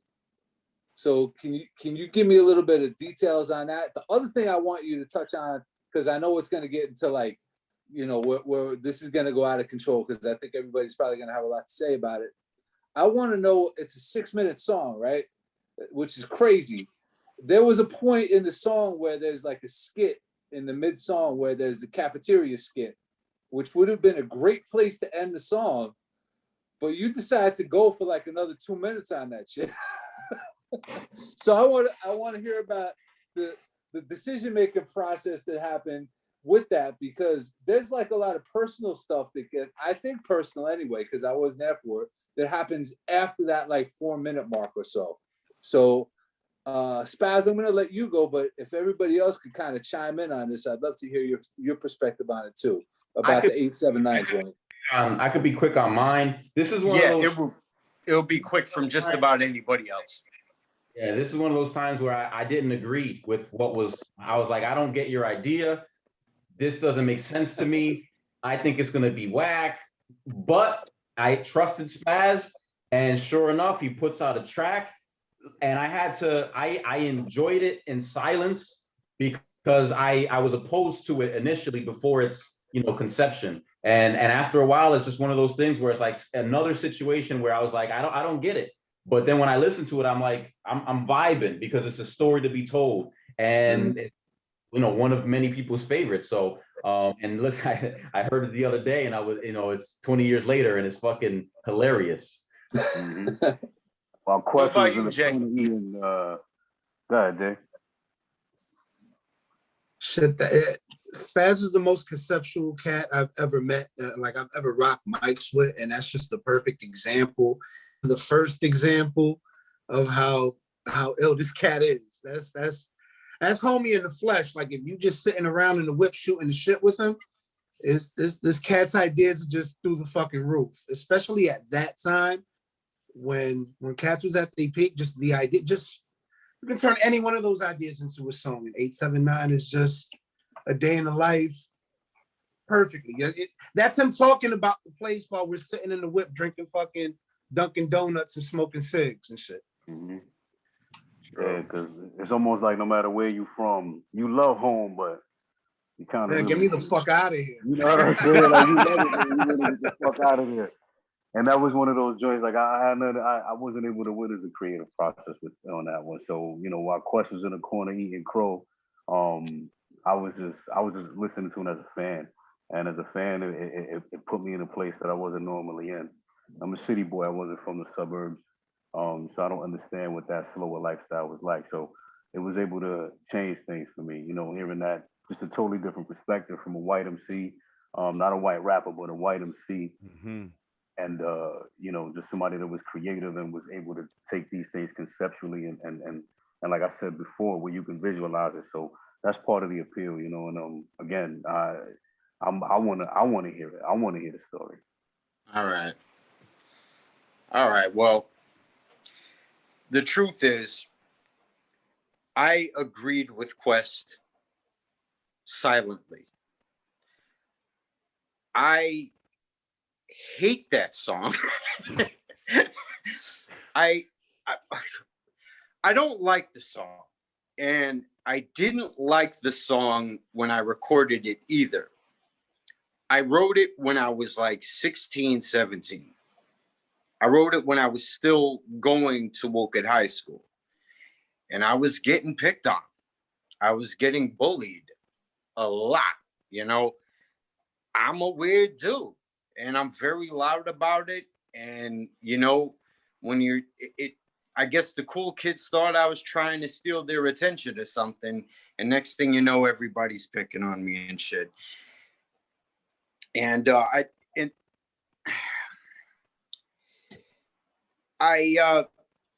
eventually I wrote that song, and I didn't really record it. I never really recorded it, but my boy Marty, I know he's not watching, but I give him a shout out anyway. He used to throw these parties, and people who went to the school came, and when things died down, I felt like rapping, and I eventually rapped that song. And the kids, they were like, "This is fucking great," And I'm like, cool, they like the song. But as time went by, I didn't feel the same. I grew up. This is petty teenage angst, suburban high school politics. Nobody want to hear a fucking song about that. But I knew that this song was actually building a buzz before I had ever even recorded it. Like, people were talking about this song. People were coming to me saying, "Didn't you write a song about Woket? Like, this kid couldn't stop talking about it. Like, do you have a copy of that?" I'm like, "I ain't got no copy of that shit." So when it was time to make the album, I thought, if I put this song on here, I might break even. I might be able, like, somebody might actually buy this fucking thing because, you know, kids from Woket, like I said, they don't have the hip hop scene, and hear a rap song about Woket, that's fucking insane. But, you know, thinking about the lyrics, I'm like, this is petty shit. I'm trying to get like backpackers and like real hip hop dudes behind me. They don't know nothing about that. They don't give a fuck about that. It's like it's going to kill the album. And I thought to myself, well, it does fit the album because it's true to me. And every song on there is conceptual. There's only 2 spit tracks on the whole album. Imagine that. We were spitters. We just spit hard flows. Every song on there, except for like 2 tracks, was a conceptual track. And I had a little talk with my 12-year-old self. And he was like, that song is the reason you started rapping. Because you told yourself you needed a weapon. You need to get back. Like, you need to get these motherfuckers back. You got to prove them wrong. You have to reclaim your identity because they have taken that from you. So I did. I used hip hop to reclaim my identity. And I said, fuck that. You don't put a mirror in my face and tell me what to see. And if you're going to call me by any name that my mom didn't give me, it's going to be the one I made up, even if it's a name as stupid as Spaz. Because when I realized that that was going to be my name, I was like, yeah, you know, Spaz is someone that you can laugh at, but it's also somebody you don't want to fuck with. So yeah, 879 is kind of the story of Spaz. So I decided to put it on there. And soon as I had a copy, I took my ass to a gas station in Woket, and some Woket kids were there. They had a boombox, and I asked them if they heard that Woket rap. It's called 879. Didn't even tell them it was me. I was like, you guys want to hear it? I got in the car. I played it for them. There were like 4 dudes there. They were losing their shit. And they were like, where can I get this? And I was like, I think they got some at New York Music Connection. Like a friend hooked me up. Like I was just bullshitting with dudes, right? So months later, New York Music Connection calls me up and says, yo, do you got any more copies? We're sold out. I'm like, really? But he sounded really eerie. I couldn't understand why. So I'm like, yeah, I'll be right there. So I get there, I get my little 50% because they kept 50%. I restack them with some new shit. And the guy there, he calls me down to the end of the thing. I'm feeling like I'm in trouble. He's like, what did you put on this album? And I'm like, I don't know, music. And he's like, look, listen, people just come here to buy our mixtapes, our Hot 97 mixes. And we carry local talent on consignment as a courtesy. We have a whole Connecticut section over there, and it's been collecting dust for years. No one buys local artists. You sold out in less than a month. And inside, I'm jumping around, and I go, so you're saying I broke a local record? And he goes, what the fuck did you put on this album? But I knew it was the 879 song. And I was riding with Was a couple miles. Peace out, Was. What up? I was riding with him. He had some kid from Woket riding with him. I don't remember where we were going. And I was just thinking, let me ask him. I said, you ever hear the 879 song? The kid goes, I am so sick of that fucking song. What? He's like, oh my God, they keep blasting it in the parking lot. Kids are rapping it in lunchroom. I'm like, are you fucking kidding me? I guess I made a good choice. And I'm glad Woket got to get their song. And I'm glad I put it on the album. Yeah, I don't like the song, but I'm really proud that I put it on there, and I'm proud that I lived out my little revenge legacy. I'm glad. That's it. Thank you. I would say that back to what I was saying earlier, where you heard when he wrote that song. He wrote that song back in his high school days. So some of the concepts were all done before we had the ability to put these songs together. I got to hear 879. I didn't get it, but once he put it to a beat and it became a song, and it's part of a project. I mean, that's through my lens. That's how I got to experience this album. I got to hear all the weird shit he was coming up with, and little verses here and there, little ideas, and then all of a sudden it became a project that is like it's him on a disc, and was very proud to be a part of it. And 20 years later, shocked. I mean, to be honest, shocked that I can put this on, listen to it as a fan, strictly as a fan now, and genuinely enjoy the fuck out of the album. Laugh. As an older person now, far removed, like I actually listened to this like, wow, I listened to it like a fan, a fan of something that I was a part of. And it was a unique experience. But then again, what isn't a unique experience with that fucking dude? So much love, brother. Look, we made a good album. You like Quest had his EP that came before that, and that gave me the courage to put my album out.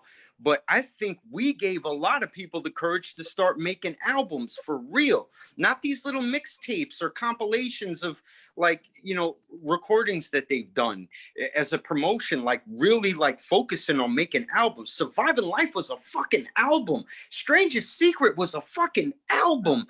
I still make To the music Titans, You because of Bet Your these Ass brothers, was bro. an album. Facts. I still make music because of these brothers. The foundation that they laid and shit, man, that's I the music that I put out to this day is thanks to that shit. Like that's I do this because y'all planted that seed, bro. You know what I'm saying? Like This shit's gonna your question. you brothers changed my life, man. No shit. Yeah. Wow. Y'all changed mine, man. You changed mine. Like, look, I didn't get the big stage, but I got something better. I got something better out of it, man. I may not, I may not have gotten signed, but I'm glad I didn't, because I'd probably be sitting on the back burner, or getting canceled or some shit by now. Anyway, so like, this is good enough for me that I got to headline the Webster Theater because of this shit. Who can say that? We got to honor Curtis Blow and DJ Lovebug Starsky. Yeah, man. Because of this, facts. Because of this shit. Like, we did amazing things. And I don't care who was there, who wasn't. I don't care if nobody freaking believes me. I know. Word up. At a time where the thought process was getting signed, we had an independent mentality that is thriving right now, 20 years later. Right now, the thought process is, let's go independent. We had that mindset when that was not the case. It was A&Rs. How do we get to this record label? Right. We were like, fuck it. We could do it ourselves. Right in the trunk. Let's drive up Willow Street, drive up Walnut. Let's drive to the fucking projects. Let's drive to Brooklyn section. Wherever we gotta go with the trunk full. If we could sell it, good. If we gotta give it away, give it away now. We was at the record shops. It was free shows, doing free shows, battling. Yo, niggas was hungry, full of energy, kid. It was, let's go. That's just what it was. Everybody was welcome. And Spaz, man, I gotta say, man, through all of this, man, you were the one that was truly, truly unique, man. I think we all were unique in our own ways, but like you said, that Busta Rhymes animation, man, that old dirty bastard type spirit, you know what I mean? Like that's you, man. That's you, and the true uniqueness, you know what I mean? That true uniqueness came from you, man. And that this entire album and every other project, just shows that. So I want to touch on one of my favorites, my left nut. Now, not physically, right now. What? Nobody liked that one. But the record. Thank you, Rock. I want to hear this. You know what I mean? The record, my left nut. You wanna hook us up with that little tidbit? Okay, look, maybe it wasn't. Let me put it like this. My creative process is do something that's going to make people remember you. And I thought, if I put out a single called My Left Nut, maybe people won't like it, but they're going to say, I need to hear this. And you might hear it, you might not like it, but you're gonna remember it. He's that guy who did the Left Nut song. Yeah, that's another He's one. the guy. That's the guy who got wheeled on stage in the Hannibal Lecter mask. Yo, the lyric Everything I did, I had to be remembered. I can't leave without being remembered, or it was all for nothing. I have to leave an imprint. And that was why I made the song. And I guess that goal of mine kind of overpowered my common sense. I mean, I'm glad you liked the song. No, I thought it was great because I thought it was going to leave an impact, but I didn't, I didn't think it was a good song. Listen, it's a conversation. The song is a conversation, and the hook is, would you give your left nut $4 million? Yeah. And I would. One of the creative things about it is it's a conversation that I think we've all had. Like, what would you give for this? You know what I mean? And I think that sacrifice with the comedic aspect of it was just one of those things where you're right. Nobody else would put that on a record. And the fact that you did it, again, just my brother. Yeah, Flowers, man. I love you, bro. I love you. That just speaks to brothers' conversation when we just be ciphering bullshit and shooting the shit. It just be like the most random shit will come up. It's a conversation piece and shit. Question, you were gonna say something?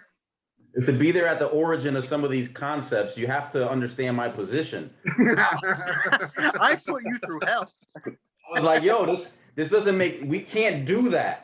But again, I was like, it's like, you do your thing. You know what I mean? Whatever. I don't get it, but it works. I mean, who am I to tell Spaz?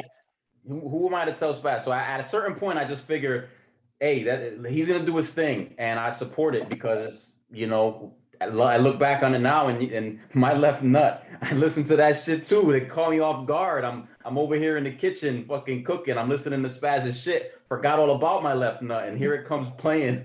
I said, "Oh, what the fuck was he thinking?" Chris is more of a right nut guy. Yeah, right. I like both. I like to possess both. I'll keep them both. Damn. All right, so brothers, I just want to try to bring it to a close because the Zoom meeting is gonna close itself, and I don't want to do that on us. Last comments after I make this statement. If you guys are watching this, good old Nem has posted links to musical links to all the artists who you hear speaking right now, whether we are retired or still doing or whatever. Our music is still here. It's part of the hip hop legacy of CT. And if you want to get a better understanding of who we are as people and the influences we had on each other, definitely click on these links and explore our music and support your homegrown hip hop. We here, we've been here, we ain't going nowhere. Well, none of us got rich off of this. So take a chance to hear hip hop that was made from love. I mean, if you couldn't hear the love, and go back, listen to it. Listen to this. Must be something in the water again. Listen to all these tracks again. Download them. Play them for your kids. If you guys don't support our music and support it, then it's gonna be lost. And we made it for y'all. We really did. We didn't make this for us. We made it for y'all. So last comments about Spaz the Working Class on his anniversary of his incredible, groundbreaking album. Let's start with Mr. Mr. JK1. I think JK's muted. Pardon. There you Pardon. go. Yeah. Shit, man. A brother's still writing rhymes. Like I know, I know brothers is retired and shit, and not really, picking up the mic and shit. But our brothers still writing. Are they still keeping their sword sharp? Very much so. Very much so. You can't stop. You just can't stop. I mean, even if you don't do nothing with it, you gotta be ready in case somebody try to come out their face on you. Quest, every now and again, you don't pull out the notepad on your jack and jot down a line or two. It's been a very long time, but I'll tell you this. I think that, Nem can attest to this. The ability to freestyle will never go away. It's like at my core, I would say there's an MC that lives in me that, even though hip hop I felt hip hop didn't love me back. I mean, as long as I live, I can speak, and to me, the rhyming was like speaking. So no, I won't write nothing, but in a session, who knows? Dig it. Dig it. Let me produce your next record. Let that seed plant for a little bit. I like that. I'm always down for a cameo. My closing comments are just, thank you, because this has just brought me back to very early on. And thank you for bringing me down memory lane. I mean, I had trouble remembering some of this stuff, but just having this discussion just really brings me back. I pulled this joint out, and for any of our releases or whatever, I could do the same. I have all of the hard copies, and this is available on, even though I'm out of it, it's on my Bandcamp. You know what I mean?